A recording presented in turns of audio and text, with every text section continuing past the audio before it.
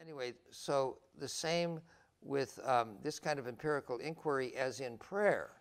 Same process. You get a group of people and you're really trying to get at this. By God, you start to find things out. Yeah. And it's such a thrill. And prayer is another area where we've done just enormous research in the last 25 years. Yeah, but prayer works. But it's why, you know, this is, well, I don't want to do the why question because that can't be answered. I mean, it's the way it is. I'm with both the Buddha and Fritz Perls. But the how. Let's just do it. But you pray and it works. And it's because the divine in us, which is down here and ignorant still and far away, and it calls and something is given. Yeah. So as in prayer, I want to say, as in bhakti yoga, yeah. so in jnana yoga, let's call this, yeah. A knowledge inquiry. And this gang, with very little resources, is suddenly, whoom. And I've been through these whoms, and when they come, they come. I mean, it is really, we got something big going here. Yeah, this gang here. It's big. No, it's it really big. is. And you may not have heard about it, but it is. Are you still asleep? He's good. Wide awake. Are you wide awake? Good. You know, and empiricism becomes, you know, the new ground. And I think that's how it started, Michael. And as it started, you know, theologies of prayer developed later. You know, prayer started because it worked. You know, and if you kind of get rid of like all the theology for a second and just say, Mark's talking to Michael. So I hear Michael talking. How do I hear Michael talking? Well, my ears. But my ears are just physical, but my ears are the physical expressions of intelligence. So physical expressions of intelligence hear Michael talking. So far, pretty simple. Well, am I the only intelligent being in the cosmos which has physical apparatus? Probably not. So if Mark can hear Michael talking, then the cosmos, which has at least two essential properties, being and intelligence. So if Mark can hear Michael talking, well, why wouldn't the cosmos be able to hear Michael talking?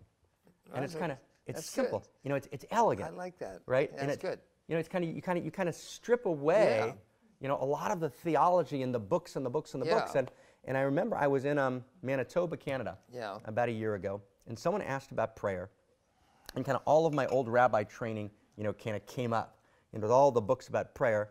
And then I just realized it's just as simple as us hearing each other talking.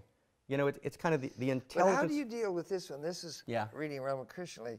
You know, you pray. You know, I'm not, by my dominant feature, you know, is not as a bhakti yoga, but I pray a lot. I really do.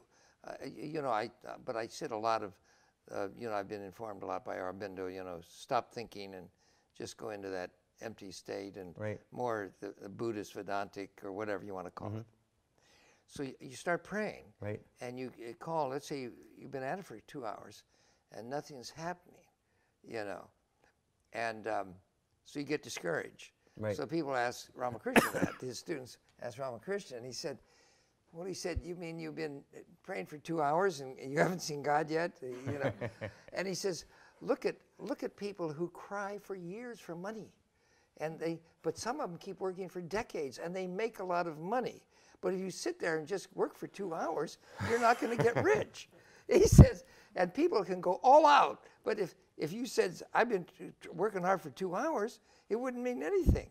Okay, so the same in the life of prayer. And and then it comes. And it isn't, you know, that far away. No, it's not that far away. And then when it happens, it is so reliable and it is so amazing. It's amazing.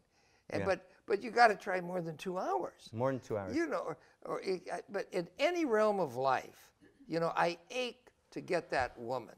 You know, 2 hours, that won't do it. No, won't do it. No, I mean you've got to woo her. You've got to, you know, if she's as good as you think she is, you know. Can I tell you? It can work the other way, of course. I'll tell you a story that comes to mind, Michael. And I was actually talking to our colleague, our friend Ken Wilbur, and you know, Ken had really, I mean, Ken's done such a great job in all the things he's done such a great job in, and we were kind of stuck in an argument about this prayer thing, Really? And Ken being kind of a good I've Buddhist. never talked to him about prayer. Right, he's Does he pray? Well, prayer wasn't his first way in. No. I've never heard. Yeah. It hasn't appeared in his book either. well, actually, and Ken, you're watching, so we're saying hi. Actually, in like Up from Eden, he kind of dismisses prayer, kind of as a dogma, because he identifies prayer with the kind of cosmic vending machine God, in which kind of God's a cosmic vending machine, and a particular religion says we own the machine, and we also happen to have the coins to give you to put in. So when you get that kind of vision of it, it's hard to play. But I told Ken a story, and it just kind of came to mind right now, and it's one of my favorite stories that just kind of blows me away, and you can actually get almost like a, whenever you hear it, there's one great master, a non-dual master, named Levi Isaac of Berdichev, and he would love to do blessings. So blessings in Hebrew are Baruch atah Adonai Eloheinu melech haolam, blessed are you God, King of the world, and it's a long text. So he would start and he would go, blessed are you, and he would faint in ecstasy.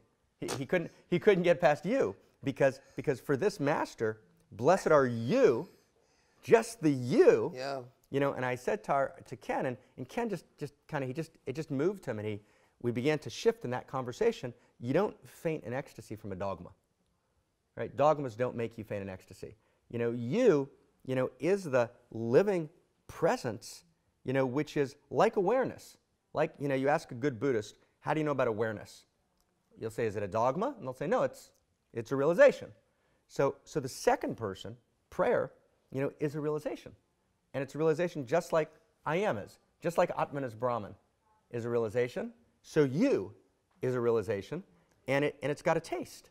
And it takes, one time and two times and three times, and eventually you actually feel that you're being held in the presence even as you are the presence, right? There's this kind of strange, paradox where you kind of feel like, every place I fall into the arms of the beloved, and yet I'm part of the beloved at the same time, and it's not a kind of logical structure, it's a Rumi structure, it's a Kabir structure, it's a Hafiz structure. See, this is separation not as the source of ignorance or pain, but separation is the source of the supreme ecstasy. Right. And right. It's we have to give separation a good name. Yeah. And all of us who've ever been in love don't need to be. We know. Yeah. But then, so we suffer from failed love affairs, and so forth. And so then we overgeneralize this. Right. But now you can overcome it. I mean, there's no greater line than Rumi's. For ages, I knocked at my beloved's door. And when at last it opened, I realized I was knocking from the inside. Right, from the inside.